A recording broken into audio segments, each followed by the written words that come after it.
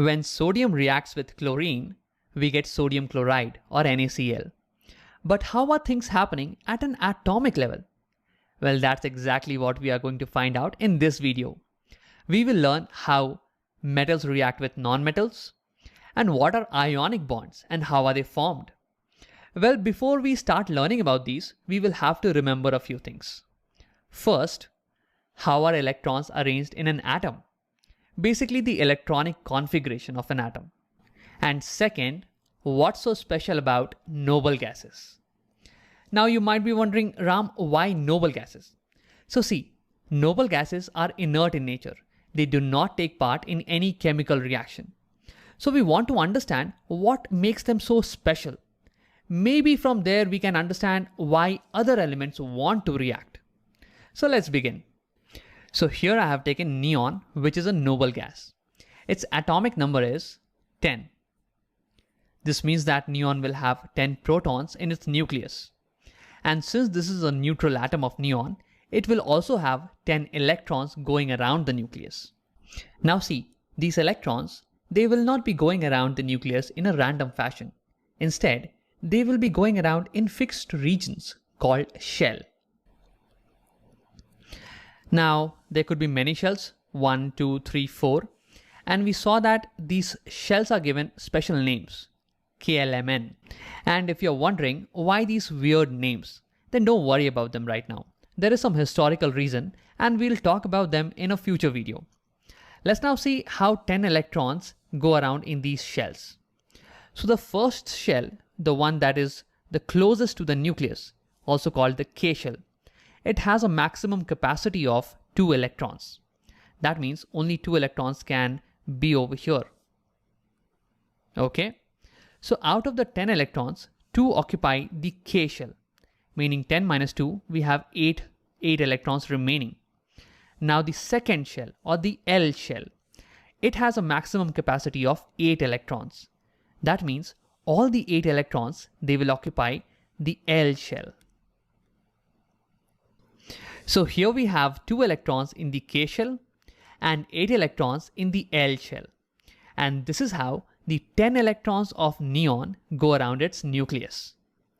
So one thing to notice over here is that the outermost shell of neon, or the valence shell, outermost shell is also called as valence shell, has 8 electrons in it. Okay. Now with this, let's look at example of one more noble gas, argon. Its atomic number is 18. Now this means that there will be 18 protons in the nucleus of argon. And since we have taken a neutral atom of argon, we will have 18 electrons going around the nucleus. Now let's see how these electrons go around in shells. So in the first shell or the K shell, we can have a maximum of 2 electrons. So there you go. In the second shell, you can have a maximum of 8 electrons. So far we have 2 plus 8, 10 electrons. 18 minus 10, that leaves us with 8 electrons. Okay, so in the third shell, all our 8 electrons will be accommodated. And over here you can notice that even in argon's outermost shell or the valence shell, we have 8 electrons. In fact, all noble gases except helium have 8 electrons in their outermost shell. Now this made us think, is it because of this special arrangement of electrons that our noble gases are inert in nature? And yes, this came out to be somewhat true. We noticed that other elements were participating in reactions. They were losing, gaining or sharing electrons just to be able to attain 8 electrons in their valence shell or outermost shell. Now seeing this, we gave this phenomena a name. We call this octet rule. Now this states that generally elements will participate in reaction to attain 8 valence electrons. Now let's look at some examples of this. So here I have sodium and its atomic number is 11. That means sodium will have 11 protons in its nucleus and 11 electrons going around it. Now let's see how these electrons go around in shells. So in the first shell or the K shell, there can be a maximum of only 2 electrons. Now in the next shell, we can have maximum of 8 electrons. So far we have 2 plus 8, 10 electrons, but sodium has 11. That means one more electron is pending. This electron will go to the next shell. Here, this is our 11th electron. So over here you can notice that sodium's outermost shell or the valence shell has only one electron. That means its octet is not complete. Now how can sodium complete its octet? Now one option is that sodium gains 7 more electrons. So 7 plus 1, 8. That means sodium's octet will be complete. But see, this is not possible. Because see, electrons go around the nucleus because they are attracted by the protons in the nucleus. But if you increase the number of electrons by a lot compared to the protons, they will not feel equal amount of attraction, and that's why they will fly off. So that's why this is not a good option. What can happen is that sodium will lose the one electron in the valence shell. And now sodium's outermost shell will be this, the second shell, the L shell. And you can notice that this already has 8 electrons. So by losing one electron, sodium gets a complete octet. So when sodium participates in a reaction, it prefers to give away this extra electron to complete its octet. So sodium prefers to give one electron. Now let's look at chlorine. So chlorine's atomic number is 17, meaning it has 17 protons and 17 electrons going around it. Now let's see in which shell how many electrons are there. In the first shell, there could be a maximum of 2 electrons. In the second, we can have a maximum of 8. So we have 2 plus 8, 10 electrons. 17 minus 10, meaning 7 are remaining. So 7 electrons, they will occupy the outermost shell over here.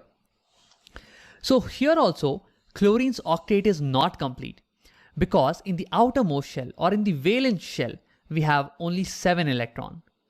We need one more electron for chlorine's octet to be complete. So chlorine will need one electron. Chlorine will accept one electron. So sodium and chlorine, they seem to be made for each other. Sodium wants to get rid of one electron and have a complete octet, whereas chlorine wants to accept one electron and have a complete octet. And that's exactly how they react. But see, there are a few more things that happen. Over here, sodium was a neutral atom in the starting. It had 11 protons and 11 electrons, equal number of positive and negative charges. But when sodium loses one electron, now sodium has 11 protons, but it has only 10 electrons left. That means sodium has one extra proton, meaning one extra positive charge. So over here we now get sodium plus ion. Now since over here chlorine is getting an extra electron, chlorine will become chlorine minus ion. Chlorine will get a negative charge. And we also know that opposite charges, they attract each other. And that's why there will be a strong electrostatic attraction between Na plus and Cl minus ions. And because of this, both the ions stick together. And that's how we get NaCl. Now one last thing. The compounds that are formed in such a way are called ionic compounds. Due to the transfer of electrons between a metal and a non-metal, ions are getting formed, positively charged ions and negatively charged ions. And these ions attract each other, and that's when the compound gets formed. So that's why these compounds are called ionic compounds. Now let's summarize the video. In this video, we saw that elements react to get a complete octet, meaning 8 electrons in their outermost shell, in their valence shell. Now when metals and nonmetals react by transferring electron, one will lose electron and get positive charge. The other that gains electron will get negative charge. Now these oppositely charged ions, they will attract each other, and the compound that gets formed is called an ionic compound.